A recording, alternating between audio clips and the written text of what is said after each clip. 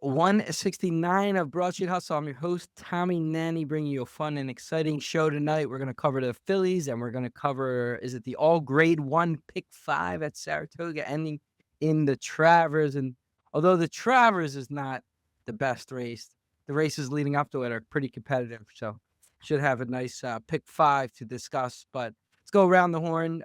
Who do we have tonight? We have Jason Sayeta. Hey, Tom, what's going on? Jason, what is going on? We got Jimmy the Chalk. What's up? What is up? And we have bringing us our Travers show, the one, the only Jimmy D.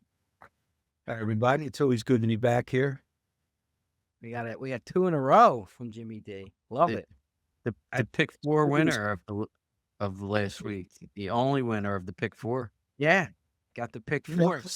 Problem with that. I know you guys don't agree with me, but that pick 4 on 50 cents came back 134. I think it was cheap. It's just me, but I know we'll talk about horses later, but I don't know. When I get an 0 for 31 Jack that completes the pick 4. And Yeah, I think that first race kind of smoked you. maybe It kind of broke it down to what, 5 mean. horses? Yeah. I mean, Bobrowski was like 7-2. That's kind of all, that's all you need to know. Yeah. But yeah, let's jump right into it. We got a lot of Phillies action since the last time we were gone, and I'll kick it off with just going through some of the timeline. So we did our show Thursday. I think they lost Friday. They lost Saturday, and then right after the game, the news breaks that Wheeler has a blood clot. And you kind of knew pretty quickly that's probably it for him for the season. Initial thoughts are, they're done. They can't win. Then you take a step back and you start thinking about it.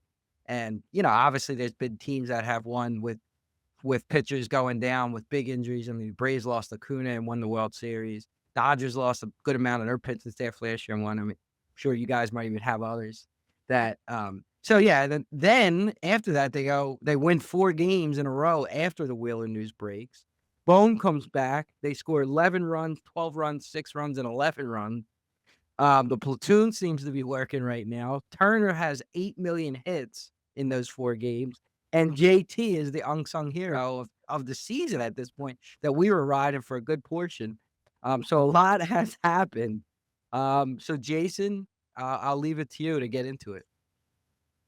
Yeah, you made a good point. I think all your points were good, but I like the Bohm. I'll lead off with Bohm. I think, and we mentioned this last week, like they missed him. Third base was a black hole for a month, and it was a spot in the lineup that was it was a dead spot. And now you're adding Bohm. We originally thought he was going to protect Harper, but right now JT's protecting Harper because JT's on fire. But Bohm lengthens the lineup because now you got Bohm 5th, and now you could slide everybody else down, from 6 through 9. So Bohm is really lengthening the lineup. JT has just been on fire. I mean, to the point where, I know there was questions as far as whether he should come back or not. There's just no way you could let JT go. I mean, hopefully they could work something out reasonably. You know what's funny though too? You watch so much of the pitching staff, but you watch Duran after he saves the game.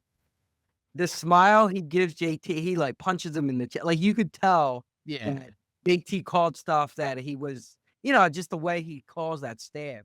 The guys are just like, that's a portion of JT. Yep.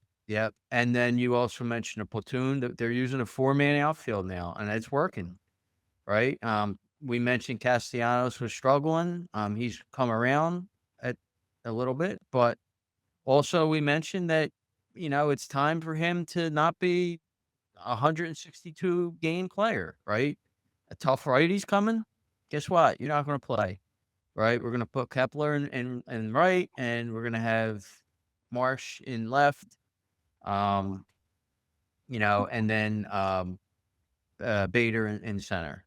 But that's working. Duran has just been untouchable. It's going to be a shock to everybody's system when he eventually gives up a hit or a run, but he's just been unhittable right now. And then, I want to focus on the pitching staff because obviously you lose Wheeler, who's your ace. But they have three. I mean, one Cy Young candidate lefty, and then Luzardo and Ranger. You go into a playoff series with three lefties in your rotation. That is no picnic for another team to face three lefties in a rotation, especially when pretty much the best hitters in the National League are left-handed, right? Your Sotos and Otanis and Kyle Tuckers, and so I think that's going to be a plus. And I think, and this is where I'm going to throw it to you guys, I think the wild card, as good as Taiwan Walker has been, and let's hope he continues, I still think the wild card is, I think they're going to call Painter up soon. I know he's not been lighting the world on fire in AAA, but I think he's going to come up and he's going to get his chance, and that could be the wild card for your playoff rotation. So what do you guys think about that? Yeah, I know they said there was it was shortly after Wheeler went down, maybe that Thompson watched every pitch that Painter threw in his starts, so obviously he's got a keen eye on trying to figure out either what's going on. Does he, because spring, like we all know, they do different things when they're down there. It's not always just about the results, but I mean, Yeah, his they results work on they his work on results have stuff. not been good though. It is a little tough to justify, but so it's definitely a thought. I think that's in their mind. I think Dombrowski even mentioned if we go to a 6-man rotation, this is an option. So chalky. Yeah, I mean, it depends on how much they really want to do the 6-man rotation because they didn't even get through the 6-man once before that went back to 5 Not at real all, quick, yeah. because Nola hadn't even started yet. So, I mean, I think obviously some of it will depend on how Nola looks over the next 2 starts. He gave us one of those bad Nola performances where he looked okay for the first couple innings and then was just hanging stuff in there, and they put up 6 runs. So it's weird because he has those moments, and then he starts a couple years ago. He was struggling, but then started the playoffs out with like 4 dominant starts, and then fell apart a little bit against the Diamondbacks in the second start. So the way these guys, the pitchers usually step up in the playoffs. The starters, they have a history of that. Maybe not Nola against the Mets last year, but Tommy mentioned the scores. If you go back to the Friday night game, which was their first win of this 5-6 streak, they've scored at least 6 runs in every game. So the bats are coming alive finally. Now, the Nationals are not world beaters, but you just beat the Mariners, who were the top wild card in the AL. They were going back and forth with Houston for the division lead, and you beat 2 good pitchers in Kirby and Castillo. So you're not getting the dregs of the roster here that you're playing against. And as we speak now, they're up 6 on the Mets, and the Mets are down 5-1 in the top of the 6. So it could be 6.5. I think Painter definitely coming up makes sense as you get into September if you want to go 6 men and put less innings on your guys, and it's not as much of a high pressure because hopefully you have a 6 or 7 game lead going into September at least against the Mets. And then you can sort of make your playoff decision after that. I forget when the AAA season wraps up, but it would make sense certainly by then when you have hopefully the division either completely wrapped up or almost in hand. If you're going to bring them up, it's less of a pressure situation. But week to week with this team, you see the best and the worst. If you get those, like you got the formula that Jason has kind of talked about a couple times now in these last 3 games, which was you get 6 really good innings from your starters, and then you hope to go 7, 8, 9 with the bullpen. Now, obviously, Monday night was a blowout, and Romano threw his garbage. Hopefully he's DL'd or IR'd or designated sooner rather than later. And then Kerkering had a bad inning last night. He struggled. But that's kind of, you can't really argue with the performance that these pitchers gave you over the last. Luzardo's gotten a couple good starts in a row. Again, he's had 12 strikeouts on 6 innings today. So, and then Sanchez is killing it. So, what you saw in this Seattle series, I mean, that's a World Series caliber team between the pitching and the offense. You're not going to get it all the time, but I mean, you feel a little bit better about the pitching, and Sanchez is your ace right now. He's second in the odds for Cy Young. He can only make that better. So maybe losing Wheeler hurts a lot, but if him as a 1, and if you get decent starts out of either Luzardo or Sanchez as a 2, then you have at least 2, maybe 3 really good starters still, and that's enough to get past some of these teams, as long as you're not losing 1-0. Yeah. The only thing with Kerkering, now he didn't pitch well in the playoffs the last 2 years after kind of looking good in the regular season. The pressure's starting to get there. He didn't get some calls last night. And he kind of unraveled a little bit. Well- Is he kind of guy that doesn't handle it as well? I don't know. Here's what scares I'm me. uneasy about him. Here's what scares me about last night with him was it was back-to-back games, right? So Yeah. is that an issue, right? Is he going to be unreliable on the second? If you need to pitch him back-to-back games in the playoffs. Now, usually have a day off in between, right? Or I don't know. Now some days No, you don't, not right? most, not usually. Not when they stay home.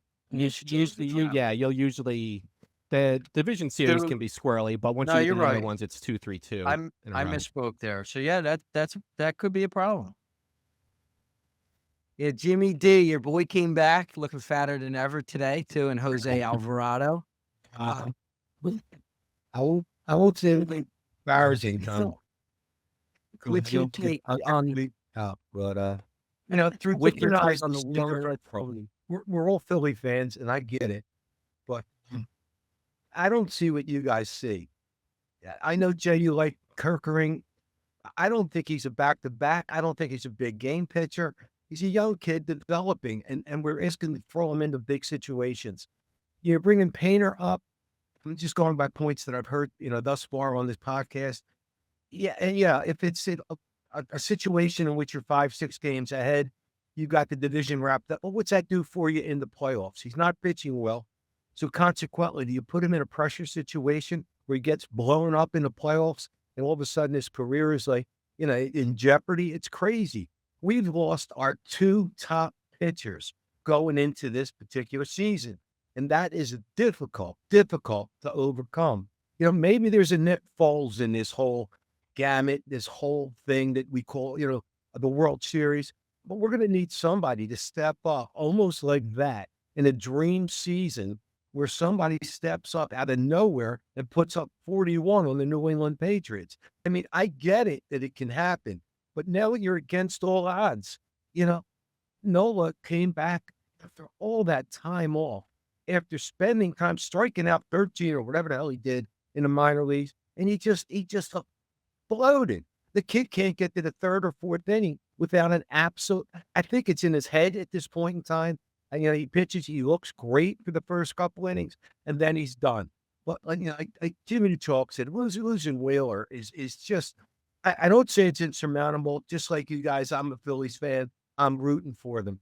But after watching Ranger kind of unfold later in the season, if we're going to pin our hopes on Sanchez, who's fabulous, he's been fabulous all season, limited playoff World Series, experience, and then you got Luzardo, who's Jekyll and Hyde. What are we going to do with that? We were talking about putting Walker in the bullpen. Now you may be starting this guy in one of those games. It's scary. That's all I'm going to say is it's scary. And I just think, to overcome the 2 pitchers that you came into the season trusting and giving Nola that huge contract, I don't know. I'm hopeful, but skeptical. Yeah, I mean, the one thing, and obviously pitching is the game, but they do, like, even they're pitching every 4th, 5th game they're not everyday players where you're losing a Harper. Wheeler in 2022 playoffs where they go to the World Series, he had a 1-3 record. He pitched well, but they were 1-3. Now they won the other 2 games. He pitched 6 total games. They did win the other 2, so technically there were 3-3 in games. One of which they had to come back in the 9th inning. So are we really going to give Wheeler, and that's not to take anything away from Wheeler, but you can overcome what a pitcher more so than you can an everyday positional player that's pivotal to your team. Is it ideal? No. Does it make the margin of error less? Yes. You know, you don't have the ability to win games maybe 2-1. You might have to win that game 4-3 now or 5, you know, something like that, but it's not insurmountable. The Dodgers did it with a bunch, you know, really nothing last year when it came to pitching. They guys step up and they had a really good lineup. And they had a really good bullpen, which helped because they only had to play at 3 or 4 inning starters, but you can overcome it. And it could be the wake up call that they needed to say, look, guys, our bats, we got a bunch of all-stars in the lineup. We got to hit. The Eagles saying, what is it? All we got, all we need, whatever the 2017 saying is. You look around the room. So, not ideal, but you can overcome it. I was going to say, you point to 2008, and they really had Cole Hamels and who else in their rotation, right? So does Sanchez become your Cole Hamels, and then all the other guys are your Brett Myers and your, Jamie Moyers and Joe Blanton's, right? Now you got the lockdown closer like you had with Lidge. The lineup is starting to hit. I don't know. I mean, it's not optimal, but again, I think the wild card could be maybe you call this guy Painter up and he becomes Adam Wainwright when the Cardinals won the World Series and he was closing out games and doing all kinds of stuff for you. So I don't know. I mean, it's not optimal, but Vegas has him as the second favorite to win the World Series. So Yeah, it's not optimal for sure, but I mean, we have no idea what this kid's mental makeup is, right? So, like, you could get called up and he could be, I don't know, Marty Bystrom or whatever, or you could be and play well for 1980, win the World Series, but not really have much of a career at all after that. Or maybe he's Kershaw, who got the tar beat out of him by the Phillies in 08 and 09, coming up really young, and still turned into a Hall of Fame pitcher that really is a perennial playoff disappointment, but is a Hall of Fame pitcher. Who knows? But just real quick, before we go, I know this is this is the new king of Philadelphia sports media, this podcast, and we get a lot of out-of-state listeners when Jimmy D is on. If anybody thinks it was wrong for Thompson to put Duran in on Friday night, you are a nitwit. You are a moron. You do not understand baseball or the concept of how the rules have changed now that you have to get at least three batters at the start of an inning. So 4-run lead is tantamount to a safe situation. Duran wanted to pitch. Knock it off. And he hadn't pitched in a week. The bottom line is, you're clowns. Bottom line is they have all their pitchers. They have amount of days of not pitching. Certain guys are 3 games. Certain guys are 5. Duran's is 4. They asked him. He said, I need to pitch at least every 4th game. He didn't pitch for 4 games. It wasn't ever. He was coming in the game whether they were up 17-0 or losing 17. Right. So it's not. And I not even thought about it. Thompson made a good point. Like now, okay, so he had to make a pitching change. He put somebody else in. Well, if that was whoever it would have been, if they get shelled, now you could be bringing in Duran with the bases loaded and no outs, or it could be a 1-run game. Or it happened whatever. on Sunday. Yeah. With So Luzardo. I mean, he's got to. You can't just say, oh well, he doesn't have it tonight. We'll put Duran in after the first guy gets a hit. Like you can't do that. And I don't think Paul Jolovich is listening, but if he's listening, taking Sanchez out last night was also the right decision. Of course. The guy has 96 pitches and he just walks a guy. He's proven that the one game he pitched over 100, his next start was his worst start of the season. Yeah, it's going to hurt him. Nonsense. Taking Luzardo out after 89 pitches or whatever today, even though whoever came and gave up a home run to Suarez, was the right move. Like, don't put him in to start another inning. It's a proven fact that when your arm's taxed because you threw so many pitches and now you're the 3rd time through the lineup, go and look at guys' stats in that situation, and throughout the league they're not good. So Yeah, one last point though with the Wheeler injury, I do think it puts more of an emphasis on getting that bye though, and not having to play in the 3-game wild card series. Where you then pitch to Sanchez's, and now if you win, you don't have your lineup set for the 5-game series. Like Yeah. you got to get that bye. You got to have Sanchez pick game 1 of the 5-game series and move on. Tom, my big concern with Wheeler is that he's never going to pitch again. And Oh, it's possible. I blame him if that's what he did. Because I mean, those guys are willing to pitch forever. yeah, he said 2 years after Yeah. the end of his contract. This is it for Yeah. him, he said. So Yeah, you may have. That's for sure possible. It's scary. There's a chance. There's definitely a chance. Okay. Anything else that we want to? I mushed the Nationals. They're about to blow the lead to the Mets now, so it'll be a 5.5 game lead maybe after tonight, but still pretty significant. Yeah, they got a lot of games against the Mets coming up, so I mean, yeah, They got 6 left against the Mets. just Yeah. win him.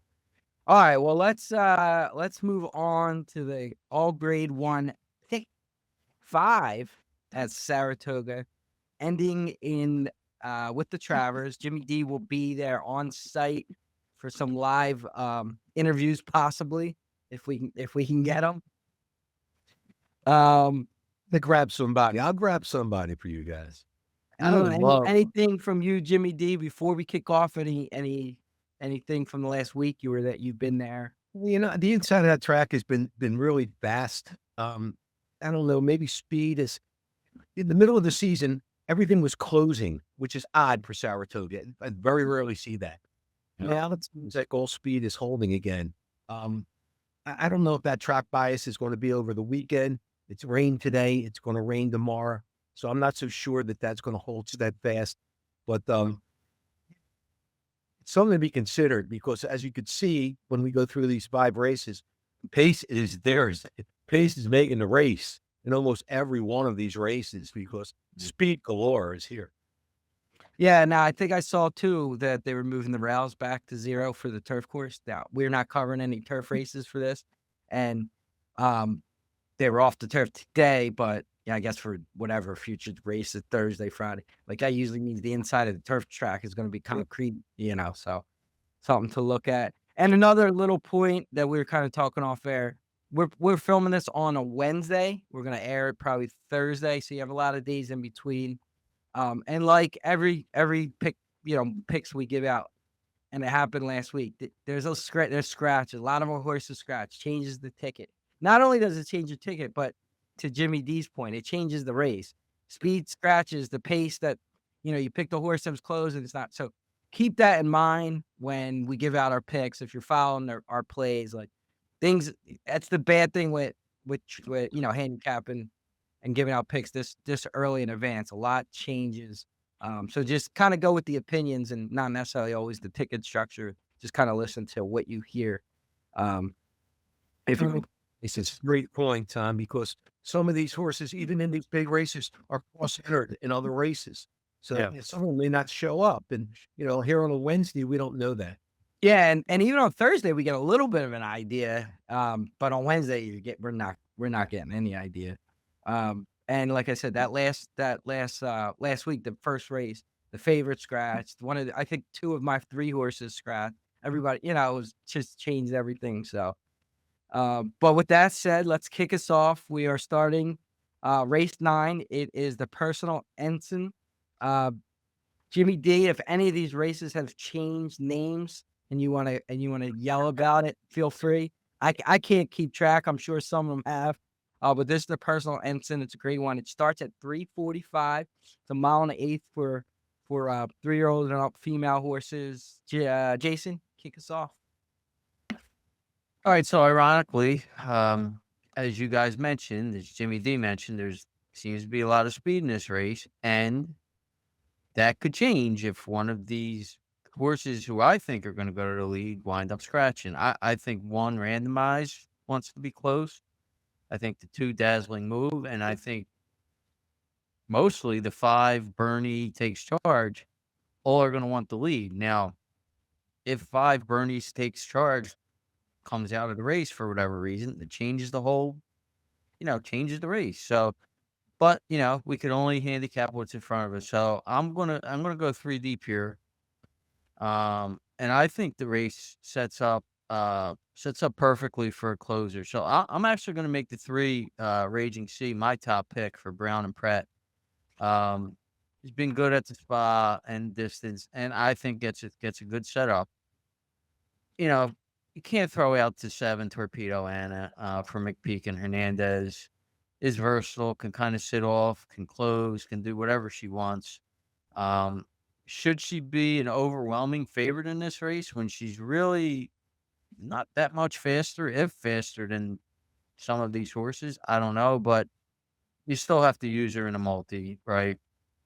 And she's also 5 for 5 at the distance. I mean, you got to use her. But my third choice is going to be the 6 Leslie's Rose for Pletcher and Irad. If you just look at her PPs and you toss out the slop races, she's right there with these other horses here. So I think it could set up for her too. So I'm 3 deep, 3, 6, and 7.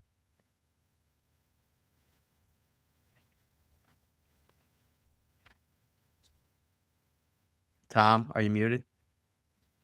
Yeah, I must be muted. Sorry about that, guy.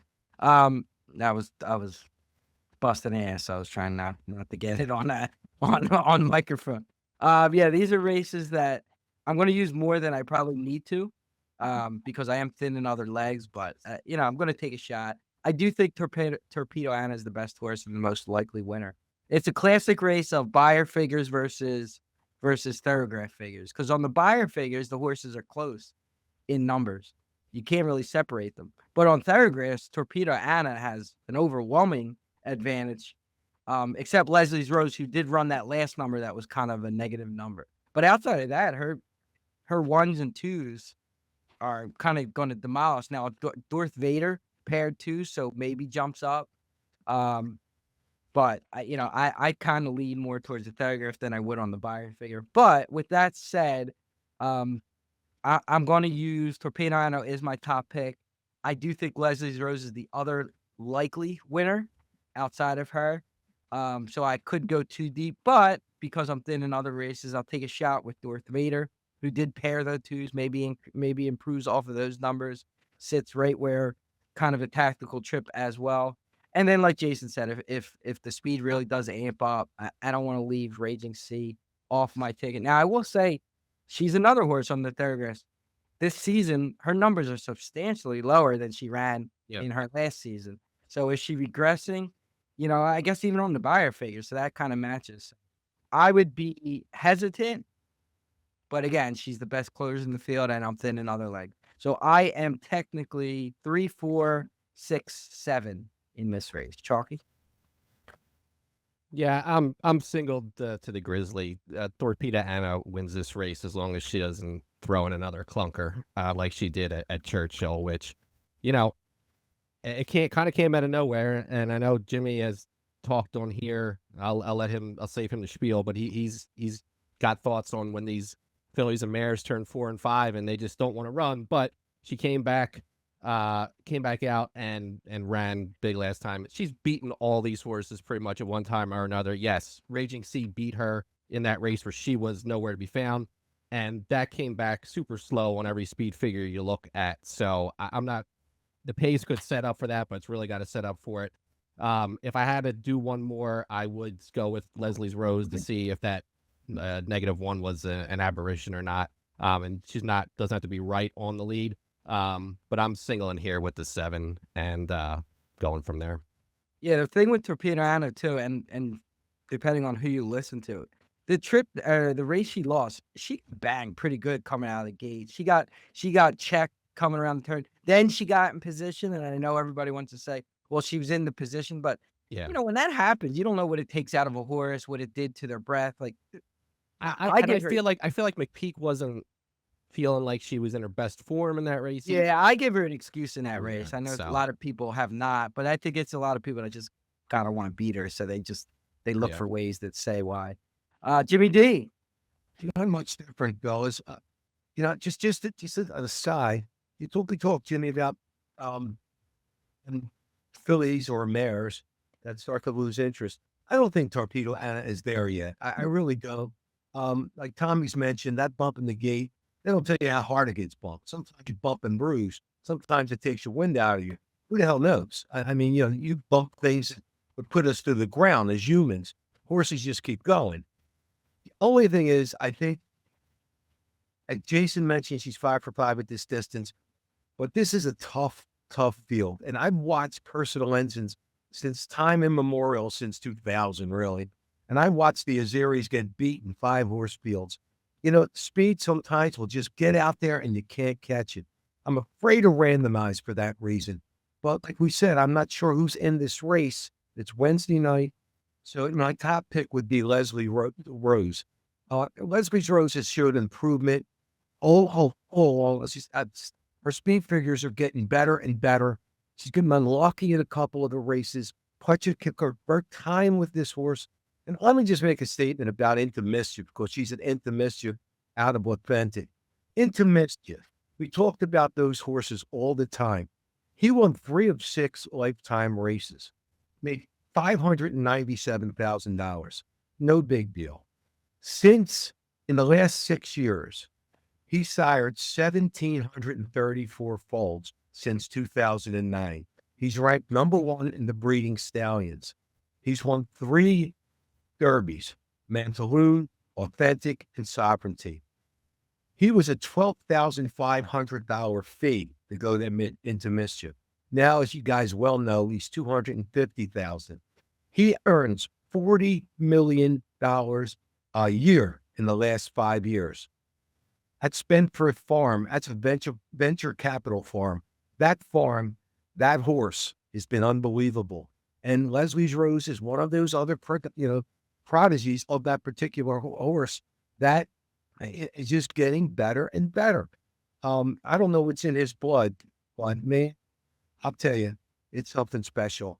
I'd go 3, 6, 7. I've heard those numbers before from you guys, but I'm not very much different.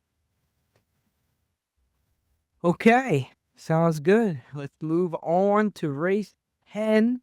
Going off at 422. It's 7 furlong. It is the Allen Jerkins. This was definitely something. King's Bishop. Some other names. King's Bishop. It's now the Allen Jerkins 7 furlongs for a 3-year-old Colts. I'll start here because I have every horse. Because I have no idea who's going to win.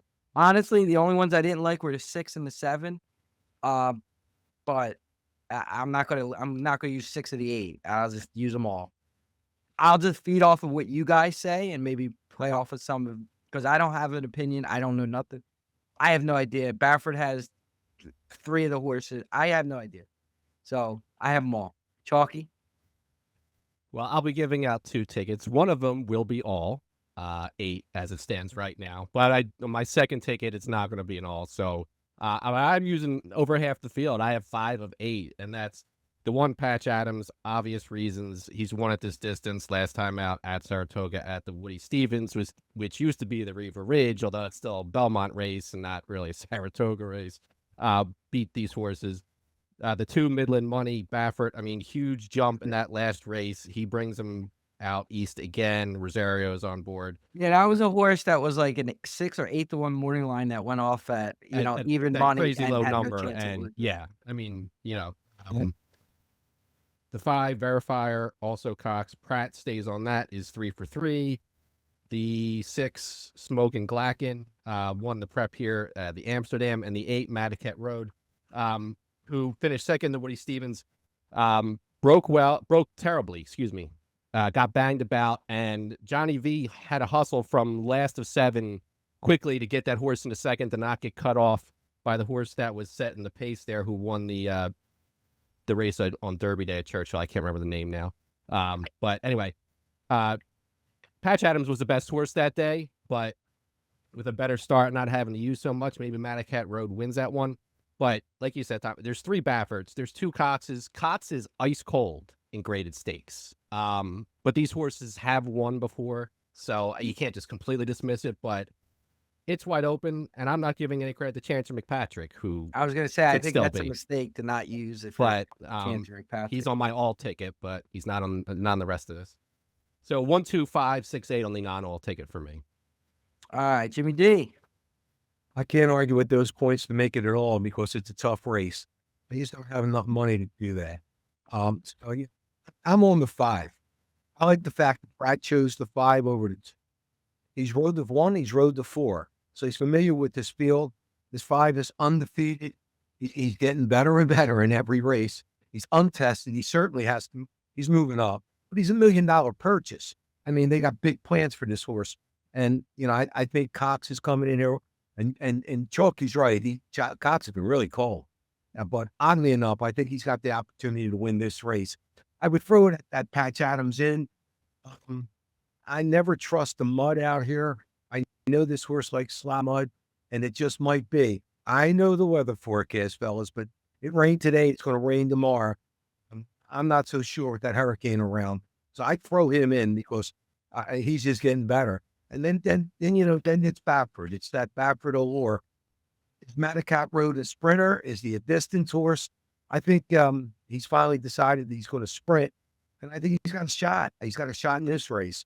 But I would go 5, 1, 8. I would spread the entire board. I never leave McPatrick out. It leaves Barnes out. I'll take my chances. All right, Jason. So I agree with you guys. I mean, there's really, like, if you told me you're like the horse to win, I couldn't argue with, why the horse won't win this race. Like, I think they could all win, but I am going to cut my ticket down to only using 4 horses. And my top pick, I think there's tons of speed in this race. My top pick is the 5. Not the 5, the 4, Chancellor McPatrick. Brown and Irad, it's on the cutback. He's getting his setup. He likes Saratoga. He's 3 for 3 on a dry Saratoga track. He might not have liked the mud. He never even ran in that race. That's a He total. never ran in that. Never lifted a hoof in that race. So he's my top pick, and I'll probably try to, do stuff, just, honing in on him. But I'm also going to use the 6, Smoking Wicket for Stewart and Hernandez. I'm going to use that 2, or not. The 2. That's not my order. The 8 is my next pick. Madicap Road for Baffert. Seems just like a one turn horse. But I am using that 2, Midland Money, just because even though I said there's tons of speed, you guys know what happens. Sometimes all the jockeys see there's tons of speed and everybody starts grabbing, and one of the Bafferts is going. Baffert's not going to have 3 horses in the race and not have one going. I think this is the one that's going. He's pretty fast. He could get the lead and keep on going. So I'm using. So in order, 4, 6, 8, 2, but Chancer is my top choice. One thing I'll say about the 2 Midland Money is the horse is going to be off Lasix, so you never know what the hell that means in this spring. That's true. Yeah. So just something to look at. And this does seem like a race where, like, I don't necessarily think the bomb's going to win, but I do think you're going to get, like, even the favorite might be 3-1 in this race, right? 4-1 in the race. So you're going to get like a good middle price on any of the logical horses. So great race. All right, let's move on. Race 11. It's the Ballerina. Still can't see with glasses. It's grade 1, 7 furlongs. Basically looks like the same race, but for the females. It's for older horses as well. I'm supposed to go off at 459. Jimmy D, where are we going? Don't forget about this, fellas. These are winning your ins. So these guys want to win this race. It pays all expenses, all fees going into the Breeders' Cup. Nice, it's a nice chunk of change that they're winning. This is the only race that I would single. I have no opinion about any horse in the race except the 8. I think it's his race to win. I think he's the strongest horse in this race. He had 100 Byron in the last race. If he repeats that, he wins this race by 2 or 3 lengths. I don't see any problems with him. The only thing, Maker's had a tough meet this year. 11 wins as of today. But I think this horse is far superior in the 7 furlong sprint. That's his distance. I have nothing else to say except that this horse, it would be my key play in the pick 4. Okay. I also have a single in this race, but for me, it's the 9, Hope Road, the Baffert horse. Outside speed in a race that doesn't really have much good speed. I mean, my main squeeze got the lead in a race for the first time in a long time that they went 23-2, 40, 46. I mean, I could run that fast at 7 furlongs. So I don't trust that number that came back. I don't think the horse is going to be on the lead. It was a state bred race. I got Hope Road. I think he's going to sit either on the lead or right off of the one who doesn't really have a chance. Maybe the 4 shows speed, but it's Rosario, so probably not. I mean, who else? Skillia, of course, couldn't win the last race against nobody. So no thank you. This is Hope Road, 3-1. Mortgage the house, more like 7-5. I think you get on this horse. Jason? Yeah, I'm trying to beat that favorite 7 Skillet. I am 4 deep, but 9 Hope Road for Baffert and Jose is he's my top pick for sure. He seems to be running against that Copian, and he keeps losing to him, and then he had slop in the race, so he's had some trouble. I, like Tommy, don't think there's a ton of speed in the race, so he's definitely my top pick. I am using my main squeeze for Maker and Saez because he seems to be versatile. He likes the spa, and I think I wrote he likes distance, but I can't read my writing. I'm tossing in that 4 Helena's Forte for Bauer. That Bauer shady is all hell. I don't know. I mean, he likes the spa too. Bauer pulls wins out of his ass in stakes races every once in a while. I could see this horse at 10-1, blowing up the board. And then I'm also tossing in another bomb, that 2 Bright Work, who might just be a horse for the course and just like Saratoga. It's my spread race, but 9 Hope Road is my top choice. I'm using 8, I'm using 4, and I'm also using 2. Yeah. That 2 horse that's an John Ortiz who does well with 2-year-olds. That was 3-year-olds. a horse that was just bigger than every horse at 2 and Yeah. never carried over to his 3-year-old season. I agree. It's just a horse that I'm tossing in because maybe he's just a Saratoga track specialist. I don't know. Okay. So I'm spreading here too. So 1 ticket will be an all with the ones that I have 5 in the last leg, but otherwise I am 5 deep. So that's the 1 mystic. Now I don't know if both the Safis are going to run, but I have both of them on the ticket. So that's the 1 and the 5. I also have the 4 Helena's Forte and the 8-9 that you guys mentioned. Skilla just, I mean, she doesn't win. She hasn't won anything recently. She's running second, third. She'll hit the board, but she's losing these horses and she's not running blazing fast race. Now, nobody else is either, so her numbers are competitive, but she's not finding a way to win at this higher level. So I definitely want to try to beat her, although, with the all, I'll have her backed up on another ticket. But that's 1, 4, 5, 8, 9 for me. And top pick, I would also have the 9 Hope Road. Okay, nice and easy. We got through it. We're on to race 12, 5:36 Eastern time. The Ferrego. It's a grade 1, 7 furlong again. For the older colts now, the older male horses. Where you got the return of you guys' horse, Bookham Dano. So Jason, where are you here? Yeah, there's some decent horses in this race, but like you mentioned, my top choice is going to be the 4 Bookham Dano. He could kind of sit off or he could close. He's sort of versatile. Just a cool horse. Like Saratoga too. But I'm also going to throw in the 1 Most Wanted for Cox. He's another versatile horse, and he's really gotten good at 4 years old. Like if you look at his numbers, his buyer numbers really jumped up in the 4-year-old year. So I'm 1-4 there. 4 is my top choice though. Yeah, I am not too far off. 4 is my top choice, Bookham Dano. I mean, this division is like the same horses every time, and I'm gonna give Bookham Dano the edge, but I'm also gonna give Mulligan one more shot to try to turn the tables on Bookham Dano. I thought he had the race in his last with Irad aboard. kind of no excuse. Book of Dana just ran him down. Now I will say that was one of those races where Book of Dana was like a couple points higher on the morning line, but in the will pays and on the win odds was like substantially lower. So I don't know. That seemed a little shady to me on that, because Mulligan did have better numbers coming into the race. So I'm going to give Mulligan another chance. Back to Pratt, could sit off some of the speed, could be on the speed. There is a good amount. But then Book of Dana should get that dream trip with Paco. Likes the track. So I am 4-7. Chalky? I'm similar to Bucandano. Runs well at the distance, runs well at the Spa. Has beaten Mulligan 3 out of 3 races so far, winning 2 of them. And the one he didn't win, he lost by a neck to a couple horses named Mindframe and Nisos, who might be odds on if either of them were running in this race. So I'm singling here to Bucandano and hopefully moving on to the Travers. I mean, he did lose to him in the cigar. But Last year.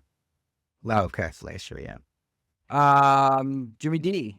Hard to go elsewhere than Bookham Dano, but I think the Cox 2 horses have a shot in this race. Most one of them, but Bishop Bay. I like both of those. Top edge Mulligan, but I ride Ortiz, get this off him and goes to Bishop Bay. Which my antennas. Well, I mean, Pratt might have also jumped back to Mulligan. I don't know, because Pratt also rode both. You could argue that Pratt went off of Bishop's Bay to ride Bookham Dano. I mean, that's one of those I don't think we know the reasoning. Well, I'm not sure about that, but nonetheless, Bookham Dano would be my top choice in the race, nonetheless. Oh no, and actually Mulligan was Jose Ortiz, so it's not even Irad. Jose is on the 9. Okay. But anyhow, the Fool would be my top choice in this race. But I'd look closely at that Brad Cox 1 and 2. Got a shot coming back. I think he enters these races ice cold, as we said earlier. But these 2 particular horses are well rested and ready to go. My picks would be 1, 2, 4 in the 12th. So my only thing with don't you think the campaign of the 1 is odd? Like runs in a grade 3, grade 2, grade 3, grade 2, then runs in the optional claim at chart. Why? Where did that come from? You take the money if you're available. If that's part of your, you have it going through your conditions. Yeah, you take the money. Sort of like a prep. And then the horse is proven around 2 turns, and then cuts him. Now is cutting him back. But this on in the set. It's just a weird campaign. And I was telling Jason, and I ain't trusting Drew on the rail, having to make a decision. No, thank you. Drew's a negative for sure. I mean, I think he jumped up in his 4 like all his buyers as a 4-year-old have kind of. Drew's a negative in New York, Jay. He's not a negative in Kentucky. In Kentucky, you went. Yeah, it's true. Yeah, that's true. Yeah, I just think it's a weird campaign on that horse. Okay, let's move on to the big race. Race 13, the Travers. So we are looking at let's see here. Always fun. Well, I guess not too bad. What do we have? 40 minutes in between the race 12 and the Travers. So I guess it's about right for these days. Going off at 6:14, mile and a quarter. Only drew 5 horses. So not a great number. Not really a great field. I don't know if nobody wanted to face Sovereignty or just timing with the PA Derby and the Breeders' Cup. That's always a little bit of an issue. But it did draw 5. Chalky, we'll give it to you to start us off. Sovereignty. It's nothing else clever. If Magnitude turns out to be a monster, great. But Sovereignty can run from the back. He can run off the pace. It's going to be a short field. I think it'll be fairly compact.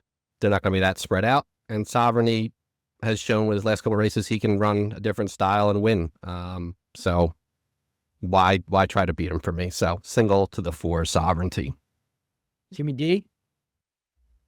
Well, Sovereignty has been my horse for a while, but and again, I certainly throw him in there. But seeing these Travers and seeing some of the upsets that you see on Travers Day in the series of races, I need another horse in there. And the horse that I'm throwing, it's just an angle. It's a Karovich angle with strategic focus. He goes through an equipment change. They had him 60 cents on the dollar when he lost to Curlin, which is one of the preps for the Travers, because he hit the gate. They're thinking highly of this horse. If you read in between the lines, the $500,000 purchase is supposed to be a good horse. If Sovereignty gets beat, which I don't think he will, I'm just going to throw another horse in for a price. Hopefully makes the pick 4, if in fact he does get beat. Sovereignty would be my top choice. Could be a Coronation. And just say this, Jim. If you look at the run lines, he's had problems breaking in every race. He's hit the gate twice and broke out in the other ones. So I'm assuming they've worked him, but reason for the blinkers. It's a blinkers. yeah. So that's going to hopefully clear that up. But he's 0 for 3 in good starts coming out of the gate. All right. I guess I'll jump in here. Yes. I mean, I agree with pretty much everything Chalky said. Sovereignty's a single for me. Horse has become a tactical horse, proven at the distance. I don't know. This magnitude, like, okay, the numbers are big. He beat, who'd he beat? My cat? My dog? I mean, who did he beat in those races? He got easy leads on tracks that are run like 95, one of which is Prairie Meadows, that they have probably don't even run races that they make. I'm against big time. Sovereignty, single, move on. Jason?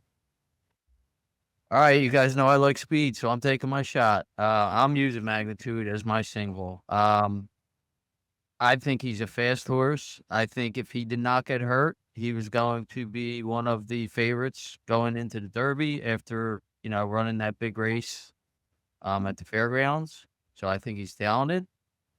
I think he's going to go, and you know what happens at speed sometimes at Saratoga. Now, I do think Sovereignty is not going to be far off of him, but taking my shot that he's just going to keep I will on say going. this year, speed has not dominated, especially the two-turn races as it has in the past. I mean, just look at the big races last week. Like Yeah, but you know how sometimes on big days they speed up a track. You never know. So I'm taking my shot. I don't know if they do after all those breakdowns and stuff that they had in a couple That might be the case, but I'm taking my shot with speed. I think Sovereignty is going to start to stay close with him, but I just taking my shot that he's going to keep on going. So I just think Mott had this laid out from the Derby on of the races, and I don't think he can lose this race. You better horses, maybe. Not with this field. No. You know what, Tom? If you look at the number of horses that have won the Jim Dandy and won the Travers, that percentage is like 50%. Oh, that's a lot.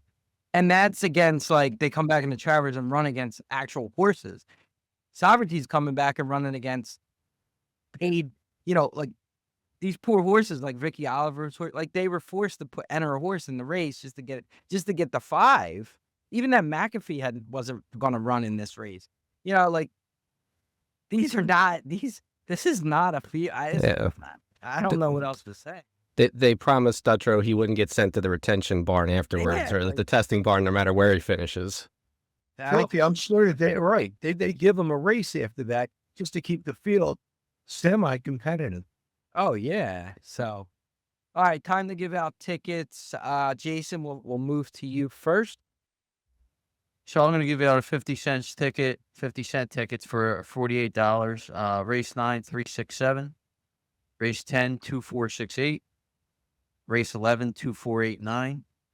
Race 12, 1 and 4. And my single in race 13 is the 1 Magnitude for 50 cents. It's $48.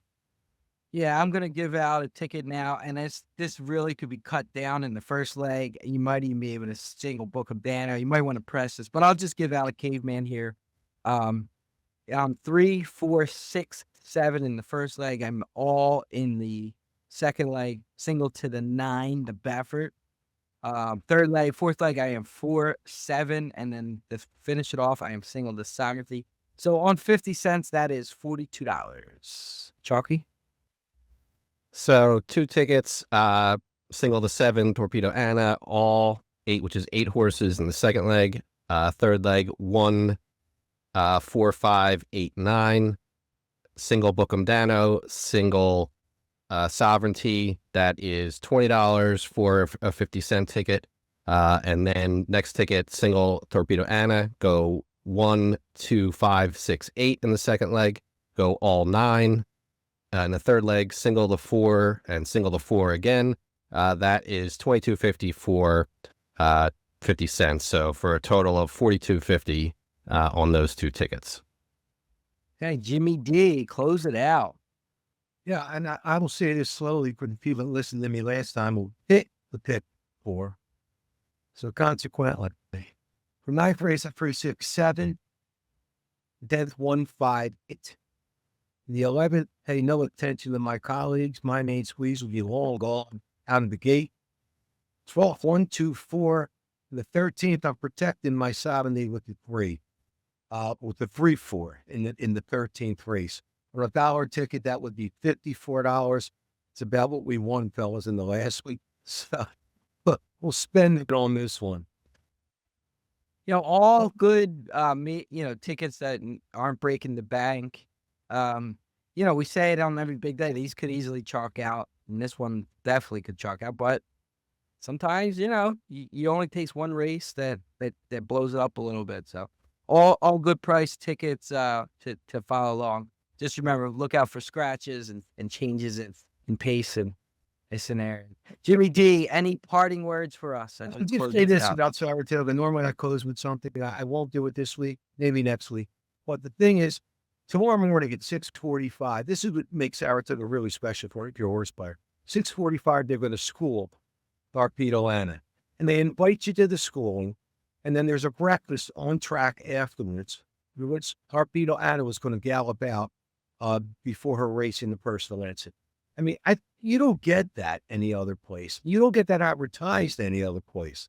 I mean, that just gives that personal touch, and that Saratoga always is, that you can see these horses on any given day advertised. It's not secretive.